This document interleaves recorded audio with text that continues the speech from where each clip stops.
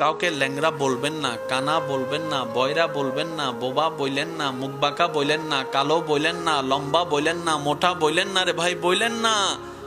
সে বান্দা দেখতে কেমন, তার রবের তাকে যেভাবে দেখতে সুন্দর লেগেছে, তার রব তাকে সেভাবে বানিয়েছে।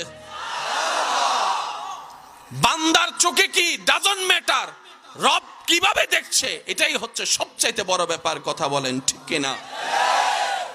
এবার আল্লাহ তাআলা বানালেন কাকে? আমাদের শুরুটা নাম হচ্ছে হযরত। এই তো মাশাআল্লাহ, আপনারা 50-50 একটু বলেন না হযরত। হযরত আদম নবীকে আল্লাহ তাআলা বানালেন, অবয়ব তৈরি করলেন। তৈরি করার পরে আল্লাহ পাক জিব্রাইলকে বলে, জিব্রাইল ফেরেশতাদেরকে আবার ডাকো। ফেরেশতাদেরকে, ফেরেশতারা সবাই আসছে। আল্লাহ তাআলা এই দেহের গঠনটা লম্বা তখন একরকম, এখন একরকম, কিন্তু গঠনে স্টাইলে এক। আল্লাহ তাআলা আদম নবীর দেহটার দিকে ফেরেশতাদেরকে বললেন, একটু দেখো তো তোমরা কেমন হয়েছে।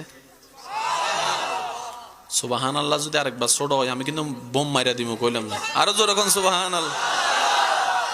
ও ফেরেশতারা, তোমরা তো নিষেধ করেছিলে, আচ্ছা দেখো তো আমার সৃষ্টিটা কেমন হয়েছে।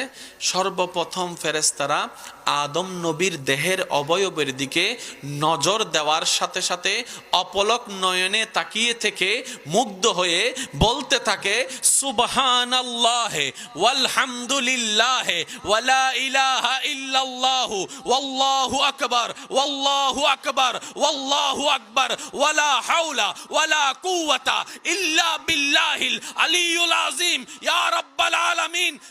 তুমি দয়া করেছো, আমরা ফেরেশতাদেরকে আমরা জান্নাত দেখেছি, জাহান্নাম দেখেছি, ফেরদৌস দেখেছি,